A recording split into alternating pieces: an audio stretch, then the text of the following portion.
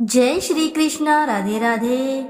नमस्कार प्रिय भक्तगणों, स्वागत है आप सभी का आपके अपने चैनल ज्ञान अर्थ में। आप सभी का दिन शुभ और मंगलमय हो। श्रोताओं, आज आप रसपान करेंगे श्रीमद् भागवत महापुराण के स्कंद, जिसमें श्री सूत जी से शौनक आदि ऋषियों का प्रश्न है। आइए रसपान करते हैं। एक बार भगवान विष्णु एवं देवताओं के परम पुण्यमय क्षेत्र नैमिषारण्य में शौनक आदि ऋषियों ने भगवत प्राप्ति की इच्छा से सहस्त्र वर्षों में पूरे होने वाले एक महान युवक का अनुष्ठान किया। एक दिन उन लोगों ने प्रातःकाल अग्निहोत्र आदि नित्य कृत्यों से निवृत्त होकर सूत जी का पूजन किया और उन्हें ऊंचे आसन पर बैठाकर बड़े आदर से यह प्रश्न किया। ऋषियों ने कहा, सूत जी, आप निष्पाप हैं। आपने समस्त इतिहास, पुराण और धर्मशास्त्रों का विधि पूर्वक अध्ययन किया है तथा उनकी भली भांति व्याख्या भी की है।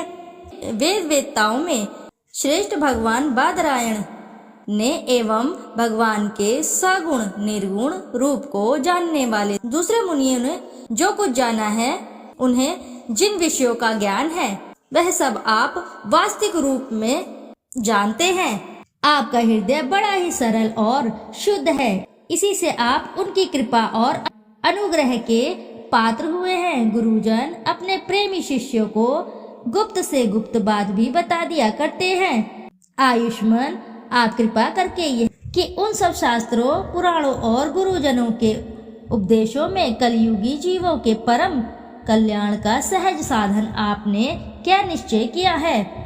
आप संत समाज के भूषण हैं। इस कलयुग में प्राय लोगों की आयु कम हो गई है। साधन करने में लोगों की रुचि और प्रवृत्ति नहीं है।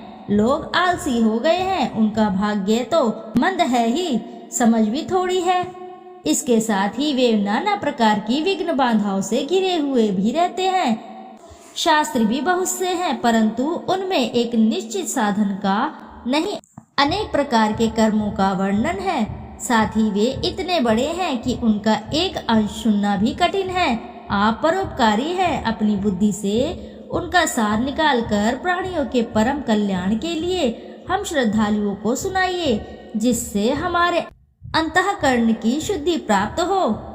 प्यारे सूत जी, आपका कल्याण हो। आप तो जानते ही हैं कि यदुवंशियों के रक्षक भक्त वत्सल भगवान श्री कृष्ण वसुदेव की धर्मपत्नी देवकी के गर्भ से क्या करने की इच्छा से अवतीर्ण हुए थे। हम उसे सुनना चाहते हैं। आप कृपा करके हमारे लिए उसका वर्णन कीजिए, क्योंकि भगवान का अवतार जीवों के परम कल्याण और उनकी भगवत प्रेममयी शुद्धि के लिए ही होता है। यह जीव जन्म मृत्यु के घोर चक्र में पड़ा हुआ है। इस समृद्धि के लिए ही इस स्थिति में भी यदि वह कभी भगवान के मंगलमय नाम का उच्चारण कर ले तो उसी क्षण उससे मुक्त हो जाए, क्योंकि स्वयं भय भी भगवान से डरता है। सूत जी परम विरक्त और परम शांत मुनिजन भगवान के श्री चरणों की शरण में ही रहते हैं। अतएव उनके स्पर्श मात्र से संसार के जीव तुरंत ही पवित्र हो जाते हैं। इधर गंगा जी का जल का बहुत दिनों तक सेवन किया जाए तब कहीं पवित्रता प्राप्त होती है। ऐसे पुण्यात्मा भक्त जिनकी लीलाओं का गान करते रहते हैं, उन भगवान का कलिमलहारी पवित्र यश भला। आत्मशुद्धि की इच्छा वाला ऐसा कौन मनुष्य होगा जो श्रवण ना करे। वे लीला से ही अवतार धारण करते हैं। नारद जी महात्माओं ने उनके उद्धार कर्मों का गान किया। हम श्रद्धालुओं के प्रति आप उनका वर्णन कीजिए।